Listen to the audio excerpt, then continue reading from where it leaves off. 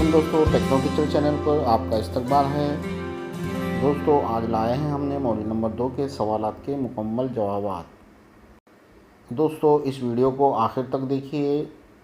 اس video میں ہم نے اس ماڈیول کے ہر سوال کے جواب کو یکجا کرنے کی کوشش کی ہے۔ تو آگے بڑھنے سے پہلے ویڈیو کو لائک کیجیے، چینل کو آپ نے اب تک سبسکرائب نہ کیا ہو تو سبسکرائب کر لیجیے اور اس ویڈیو کو اپنے دوستوں میں شیئر کرنا نہ بھولیے۔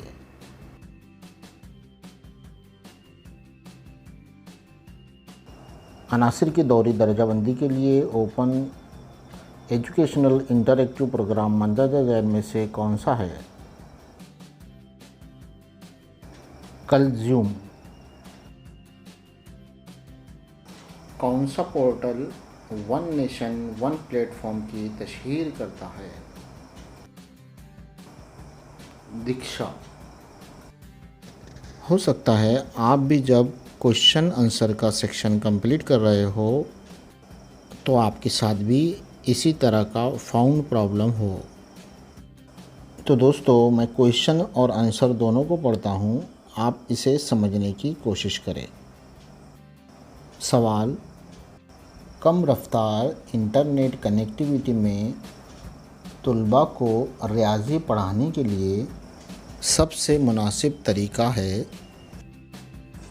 جواب: ٹی وی چینل کے ذریعے ویڈیو اسباق۔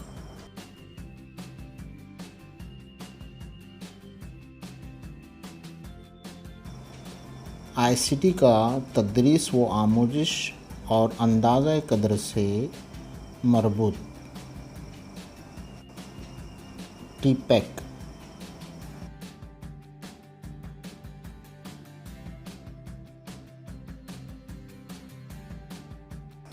کون سی تنظیم اسکول کے طلباء کے لیے کوئز کی پیشکش کرتی ہے؟ نیشنل انسٹی ٹیوٹ آف اوپن اسکولنگ NIOS۔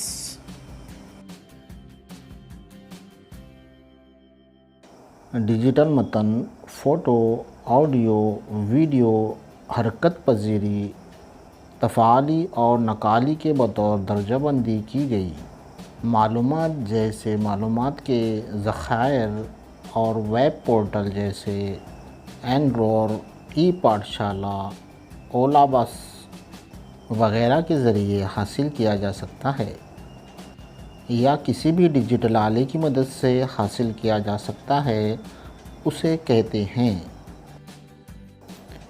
ای مواد۔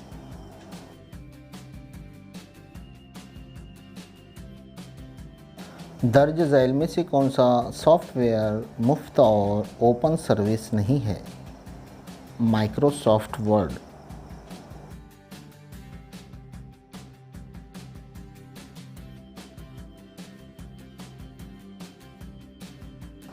ریاضی سیکھنے کے لیے آئی سی ٹی کا ایک بہت ہی مفید آلہ جیو جیبرا۔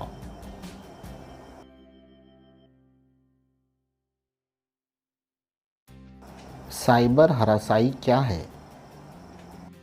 الیکٹرانک، انٹرنیٹ اور دیگر سائبر ذرائع کی مدد سے دھمکانا یا ہراساں کرنا۔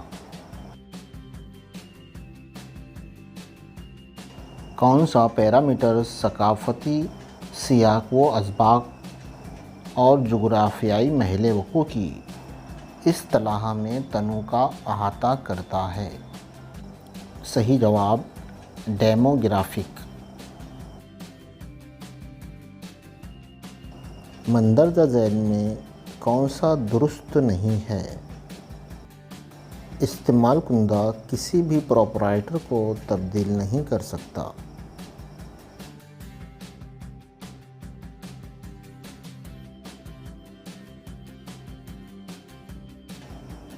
درج ذیل میں سے کون سا نشر کیا جانے والا پروگرام ہے؟ پی ایم ای ودیا۔ NEP نیشنل ایجوکیشن پلان 2020 کے مطابق درج ذیل میں دیے گئے بیانات میں سے کون سا تعلیم میں مضبوط ٹیکنالوجی کی مداخلت کے متعلق درست ہے؟ تعلیمی رسائی، تدریس و آموزش، تشخیص اور اساتذہ کی تیاری کو بہتر بنانا۔ درج ذیل میں سے کون سا طریقہ USB کو نکالنے کا سب سے محفوظ طریقہ ہے؟ Eject and remove. درج ذیل میں دیے گئے SMS ٹیکنالوجی کے متعلق کون سا بیان درست ہے؟ آموزش گار مدد اور حمایت کے لیے SMS بھیج سکتے ہیں۔ کوئی یہ فیصلہ کیسے کر سکتا ہے کہ ویب سائٹ قابل اعتماد ذریعہ ہے؟ مصنف اور اس کی دی گئی معلومات تصدیق کر سکتی ہے۔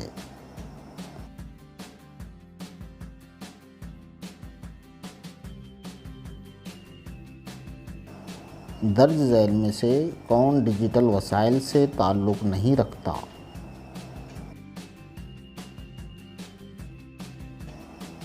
نصابی کتاب۔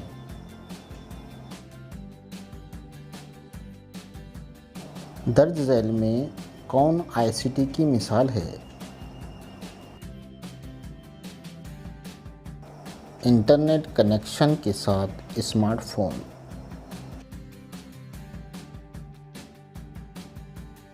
انٹرنیٹ سے جڑنے کے بعد کسی کو محفوظ رکھنے کے لیے جو اصول اور رویے تشکیل دیے گئے ہیں، ان کی درجہ بندی کے تحت کی جا سکتی ہے۔ Cyber safety.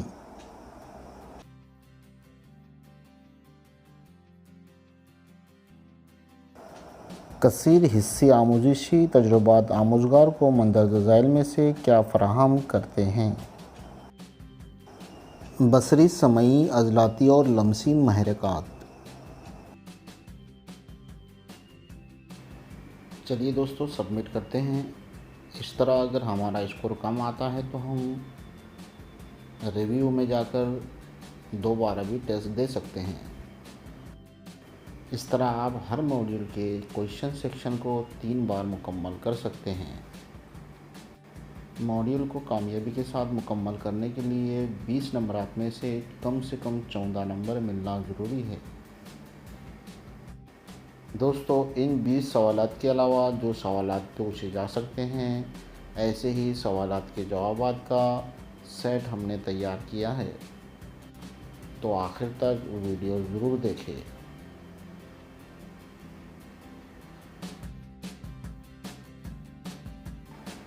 درج ذیل کس مقصد کے لیے ڈیجیٹل کوئز کارآمد ہے؟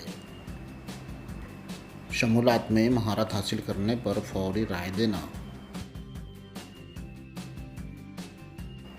پہلی مرتبہ تجربہ انجام دینے کے سلسلے میں طریقہ تدریس کے لیے مناسب ترین وسیلہ مندرجہ ذیل میں سے کون سا ہے؟ صحیح جواب تجربے کی تصویر۔ مندرجہ ذیل میں سے کون وسائل کے استعمال کی وضاحت کرتا ہے؟ لائسنس۔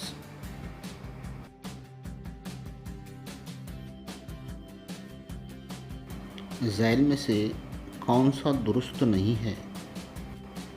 گیم اور اپنے مشن کی تیاری کے لیے اوپن شوٹ ویڈیو ایڈیٹر ایک مفت پروگرام والا آن لائن سافٹ ویئر ہے۔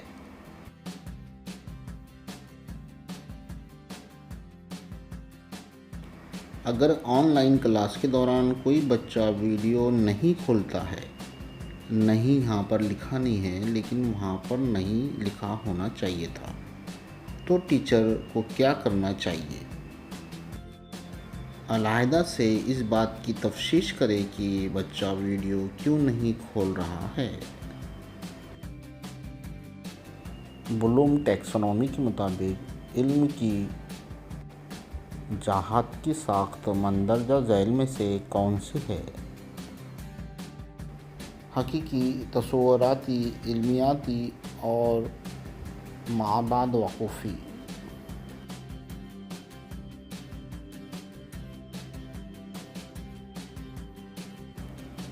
ٹیپیک کا مخفف ہے۔ Technological pedagogy and content knowledge.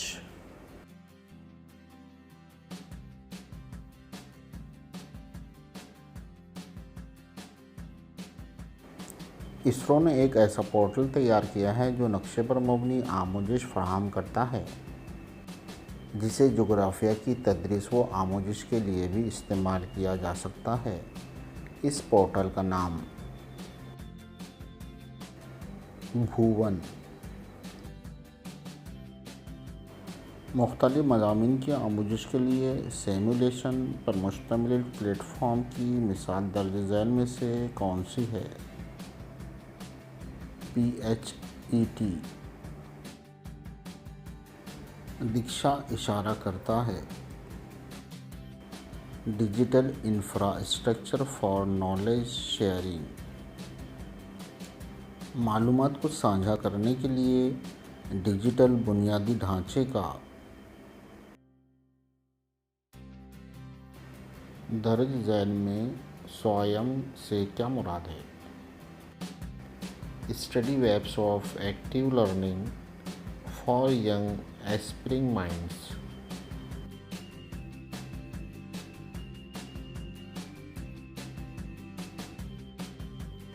NCERT کے ICT کے اقدامات کیا ہیں؟ دیکشا، ای پاٹھشالہ، اینڈروئر، ICT ان ایجوکیشن کیریکولم۔ ICT کا کس سے تعلق نہیں ہے؟ تخیل۔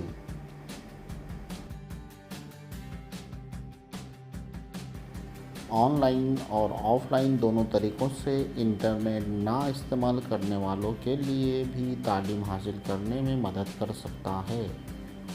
Digital education.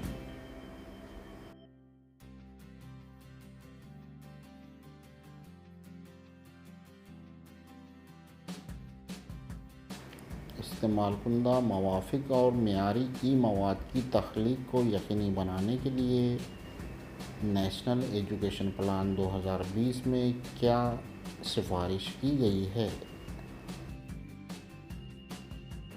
استعمال کنندہ کے ذریعے ریٹنگ اور نظر ثانی۔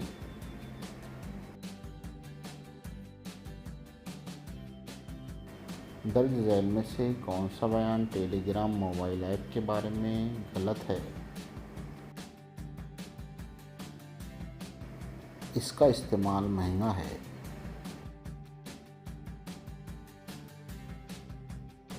ذیل میں دیا گیا کون سا بیان درست ہے؟ کسی سبجیکٹ کے آموزشی محاصیل کے وسیع تر نتائج تک پہنچنے کے لیے ICT وسائل ایک گاڑی کی حیثیت رکھتے ہیں۔ چلیے دوستو، ملتے ہیں اگلے ویڈیو میں۔